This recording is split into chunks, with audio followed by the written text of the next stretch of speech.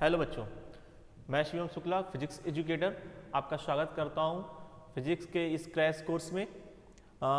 इससे पहले के लेक्चर में हम लोगों ने क्लास 12 इलेक्ट्रोस्टैटिक्स में इलेक्ट्रिक डाइपोल की इलेक्ट्रिक फील्ड इंटेंसिटी कैसे फाइंड करते हैं, how to calculate the electric field intensity due to electric dipole, इस पर बात हुई थी कि इलेक्ट्रिक डाइपोल पर दो पोजीशन होती हैं जो सीबीएसई में सिलेबस में है हमारे, एक एक्सियल पोजीशन और दूसरी इक्वाटोरियल। एक्सियल पोजीशन के लिए आप लोग इसके पहले वाला वीडियो देख सकते हैं। आज हम लोग स्टार्ट करते हैं electric field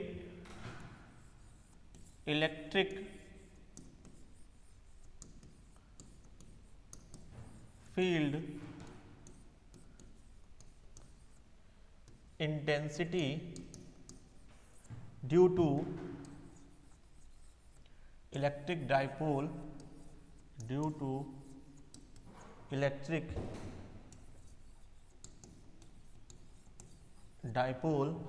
at axial position, at equatorial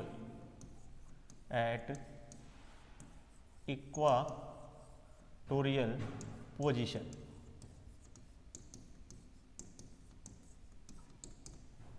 So consider an electric dipole of length 2a is kept at air or vacuum. Consider a point P at equatorial position. Say this is A and this A. Okay.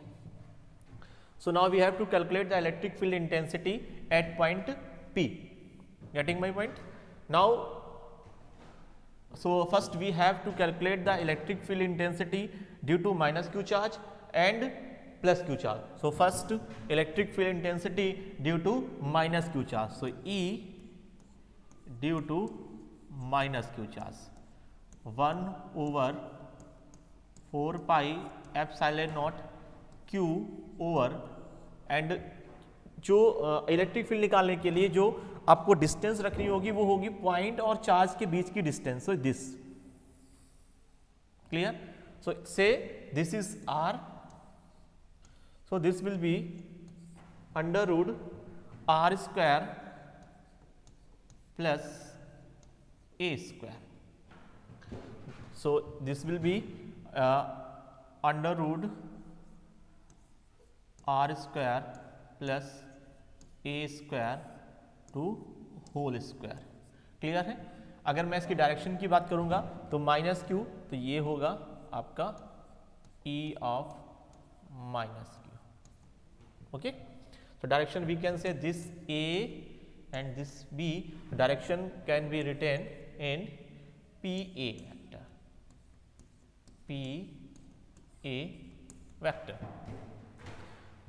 Similarly, electric field intensity due to plus q charge will be same 1 over 4 pi epsilon naught q, same under root r square plus a square whole square. This will be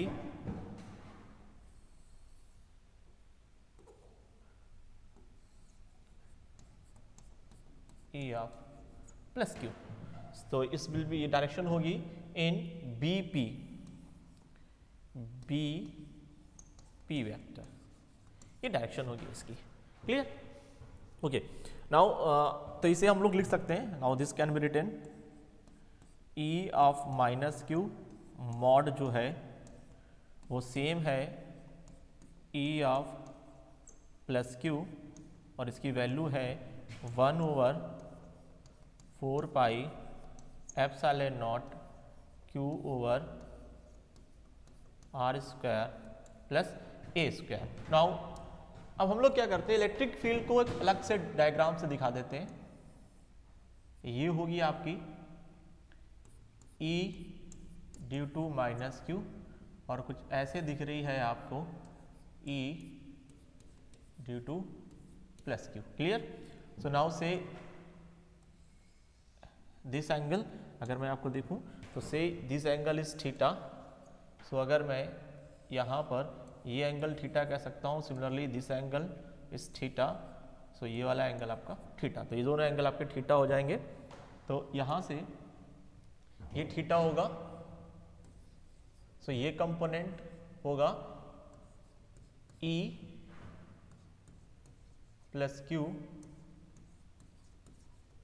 cos theta, और ये होगा E plus Q perpendicular vector sine theta. Similarly अगर मैं इस angle की बात करूं तो ये वाला एंगल भी थीटा है, तो इधर हो जाएगा E of minus q cos theta total हो जाएगी, और इधर हो जाएगा E of minus q sine theta. देखिए अगर मैं बात करूं तो ये कंपोनेंट यानी vertical component of vertical component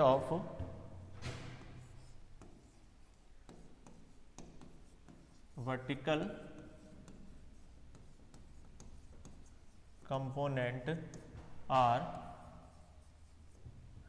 in opposite direction,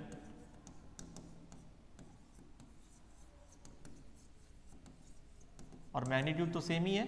सो क्या करेंगे, एक दूसरे को कैंसिल कर देंगे। So they will cancel to each other, they will cancel to each other. So अगर हम लोगों को लिखना होगा नेट ई, तो ई नेट हो जाएगा E net will B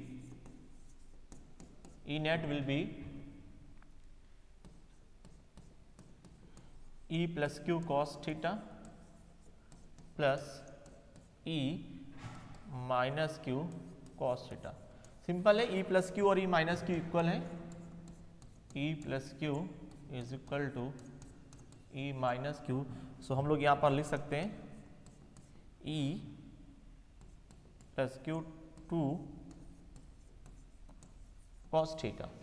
so this can be written as E plus q हो गया 1/4 pi epsilon naught q upon r square plus a square. अगर मैं डायग्राम से आपको कॉस थीटा की वैल्यू दिखाऊं तो cos theta is equal to base upon hypotenuse, clear है ना। Cos theta is equal to base upon hypotenuse. तो this angle is theta, so this will be theta. सो ये हो जाएगा आपका परपेंडिकुलर, सो ये होगा बेस, तो base will be a and under root r square plus a square will be hypotenuse. So cos theta is equal to base upon hypotenuse, the base is a and hypotenuse is r square plus a square to the power 1/2. Now this can be written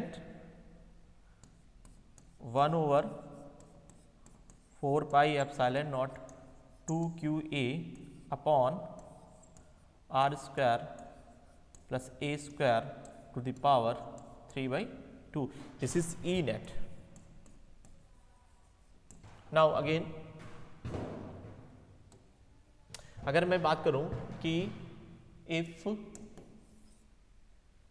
are is much greater than a, therefore r square is more greater than a square, तो taking या neglecting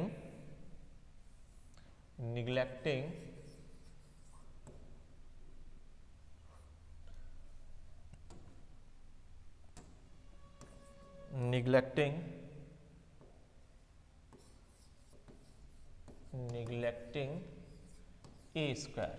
So E net will be 1/4 pi epsilon naught and 2qa is equal to P electric dipole moment. 2qa is equal to P electric dipole moment. So now this can be written as P upon r square plus a square to power 3/2। Now this A square neglected, इस ए square को neglect कर देते हैं अगर हम लोग, तो this will be E net is equal to 1/4πε0 p/r³। तो अगर मैं याद करूं ई एक्सियल जो आपका निकल कर आया था, ई एक्सियल वो निकल कर आया था 1/4πε0 2p/r³, और ई इक्वाटोरियल आपका निकल कर आएगा 1/4πε0 p/r³। तो यहाँ से हम लोग लिख सकते हैं कि E axial equals to 2 times of E equatorial. Clear है? आप लोग इसे एक बार अच्छे से देख लेंगे, आपके बोर्ड के लिए ये एक इम्पॉर्टेंट डेरिवेशन है, थोड़ी सी टिपिकल है, इसमें हम लोग कंपोनेंट डिवाइड करके करते हैं। Okay, now next topic, torque on electric dipole in uniform, torque on electric dipole, torque on electric dipole in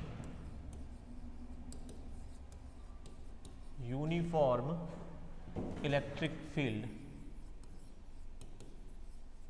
uniform electric field. तो सपोज करते हैं कि एक ये आपकी यूनिफॉर्म इलेक्ट्रिक फील्ड है,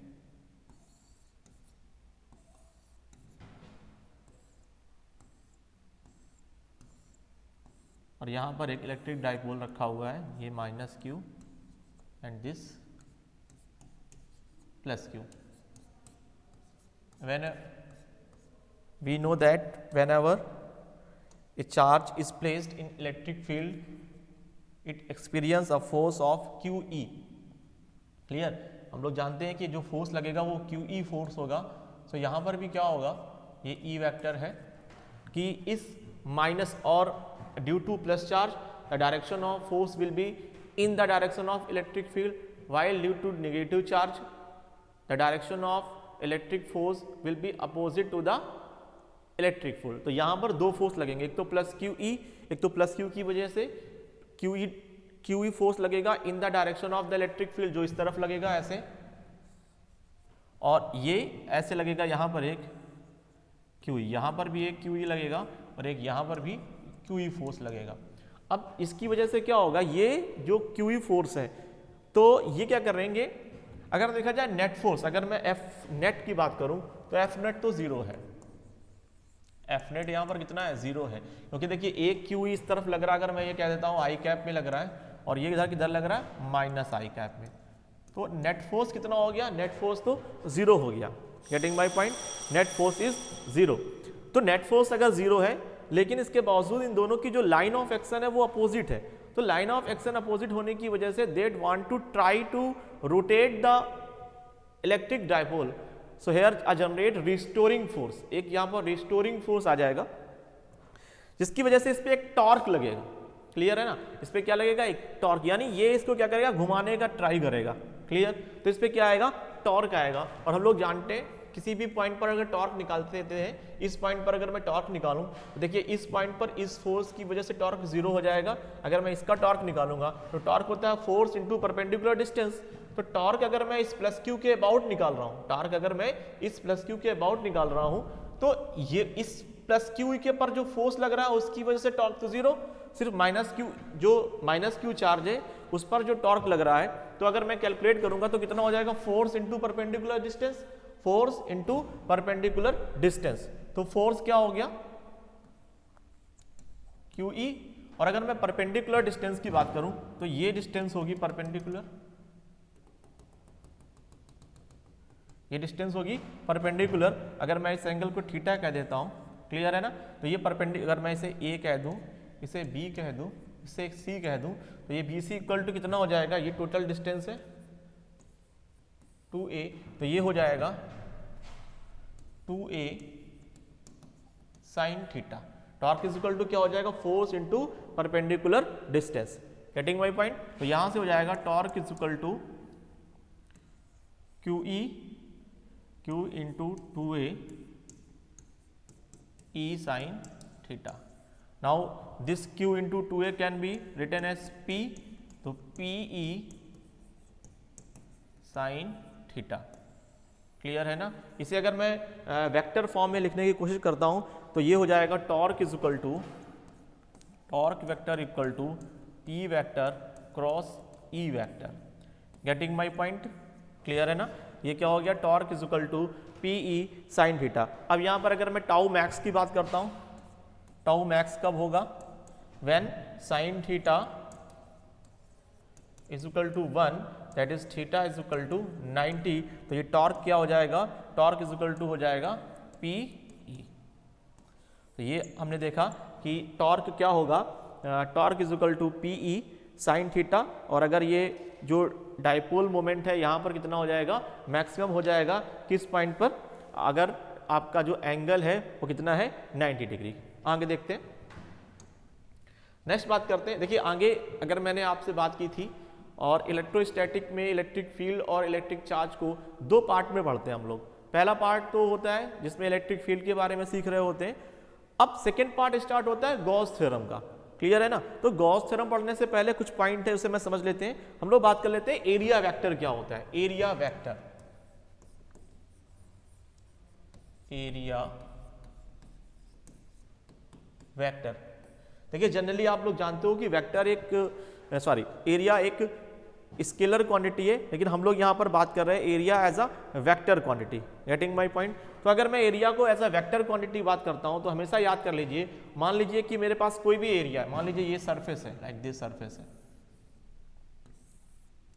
इसका एरिया अगर ds है तो जो एरिया वेक्टर होगा वो परपेंडिकुलर आउटवर्ड होगा। फॉर एग्जांपल मैं आपको बताऊं, जैसे सपोज करते हैं मेरे पास एक कोई शीट है, ऐसे फॉर एग्जांपल ये अगर मेरे पास शीट है, ये अगर शीट है तो इस शीट पे अगर मैं इसका एरिया वेक्टर की बात करूंगा तो एरिया वेक्टर क्या होगा, परपेंडिकुलर आउटवर्ड। आउटवर्ड में भी दो ऑप्शन आते हैं, एक होता है इनवर्ड्स और दूसरा क्या हो सकता है, आउटवर्ड। तो आपका जो एरिया वेक्टर होगा वो क्या होगा, परपेंडिकुलर आउटवर्ड्स होगा। Getting my point. तो इसका जो एरिया होगा वो क्या होगा, परपेंडिकुलर आउटवर्ड्स ये होगा। तो अगर मुझे ds वेक्टर लिखना होगा तो ds वेक्टर होगा ds n कैप। क्लियर है। तो इसके आगे वाले लेक्चर पे हम लोग देखेंगे गॉस थ्योरम, इलेक्ट्रिक फ्लक्स। आज के लिए इतना ही। Thank you.